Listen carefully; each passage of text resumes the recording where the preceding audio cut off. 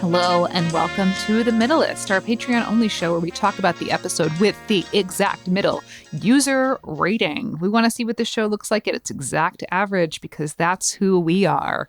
I want you to know that someone on Spotify commented that they missed me saying big middle. All right, well, let's say that for them, okay?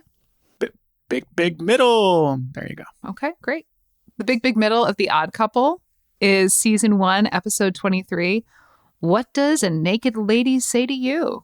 Which, by the way, the title is based on a movie by the Candid Camera guy called What Do You Say to a Naked Lady?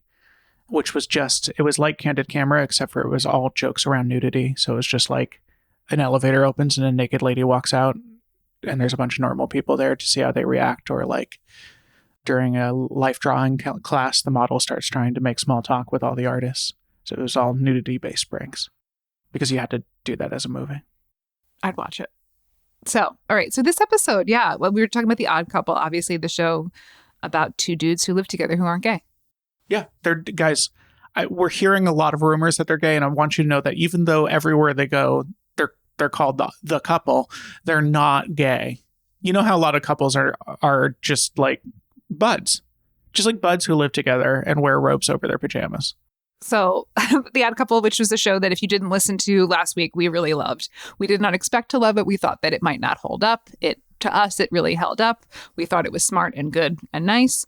And we were upset that it was not available for the masses to consume because we're going to blame the Allisons for that.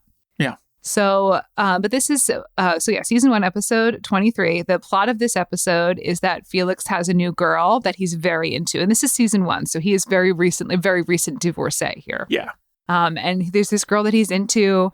Her name's Madeline. She's a librarian. She's very beautiful. They're playing cards, him and his friends, and then Madeline's coming over.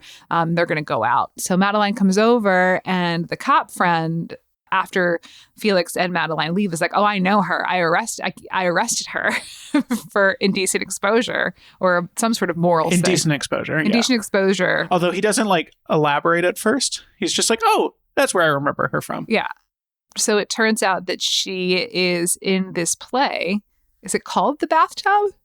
It's called Bath Play or something like that. Okay. So she's in this off-Broadway play where she is nude in a bathtub, and that's why she keeps getting arrested. But this play is very buzzy. It's 1970s off-Broadway. The whole premise is there's a bathtub, and the bathtub represents life itself, and then all of the actors are naked and in the bathtub. So Oscar and some of the other dudes from poker find themselves at this play. They all go sort of independently because Felix doesn't know. And so Oscar goes to this play, sees her do the show, and then afterwards he talks to her and is like, "You got to tell Felix that this is what you really do. We don't lie to my friend.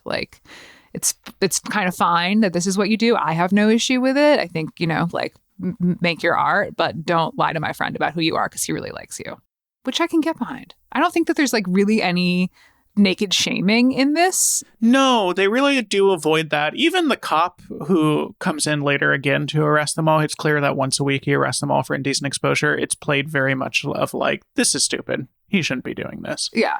So she talks to Felix, but she just says that she's leaving the country. She just basically breaks up with him because she doesn't want to tell him about the show. But Oscar brings Felix to the show, and he can see that truly she's not leaving the country. She's just naked in a show, and that's sort of the issue there. And then she gets arrested. There's a scene because Felix tries to cover her up on stage and loses his shit. I guess because he's just kind of surprised that that's what's happening.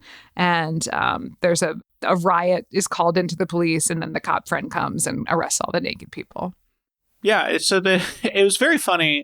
I mean, the fact that we got one about experimental New York theater, and then the premise of the show where there's a bathtub on stage and naked people in it. Please tell us about a show you worked on. In 2011, I worked on a show called The Soup Show, which was 3 naked people in a hot tub on stage talking about feminism and sort of the place of the naked female body in the world and their personal worlds and also like sort of globally. And we performed it at Here Arts Center, and it was very buzzy. We had a lot of sales. It was people really liked to come downtown and see some naked people in a hot tub. As a person who worked on the show, it was a difficult show to work on because it is hard to bring that much water into a theater. And then you had to drain it every night, right? You had to pump it every night, yes. Yeah, that's annoying. And yes, some of the performers did get infections. Yes, yes, they did. But anyway, it was just bizarre that they appeared to... If you wrote a show based on Soup Show, it wouldn't have looked much different than this. It was such a weird coincidence. Yeah. It was actually based on a real buzzy experimental 1970 play called Steam Bath, which was a hit in New York. It was a vision of the afterlife as a steam room. So all the actors were naked in the steam room. And then God was a Puerto Rican attendant of the steam room. And they made both a movie and a TV show of Steam Bath. But this was directly based on that. I was going to say Felix Pools. Felix is always like, he really, he picks up ladies. Yeah. He's neat. He's neat. He's good looking. He's a good cook. We don't really get a ton of that, but I think one of his things is he's a good cook. He presents well. His clothes are very nice, and he's well dressed. He's got great manners. He's a catch. I noticed that I don't know if this was just this episode. The director decided to get a little fancy with it, or now it's starting to make sense. It's because it was single camera and it was on the film set because the camera work was so much more complex. There was stuff with like the classic like zooming in into a mirror while they're talking, so we're getting them multiple times from different angles through the mirror, following them around the apartment. There was just like a lot more complicated camera work. Yeah, it was single camera with the laugh track. They hated it, but it but it allows you to do more stuff. Yes, yeah, that's interesting. And that's it for the preview. To hear the rest of this Middlest and all of the other Middlest, as well as all of our episodes ad-free, please support us on Patreon. Thank you, and we'll see you next week.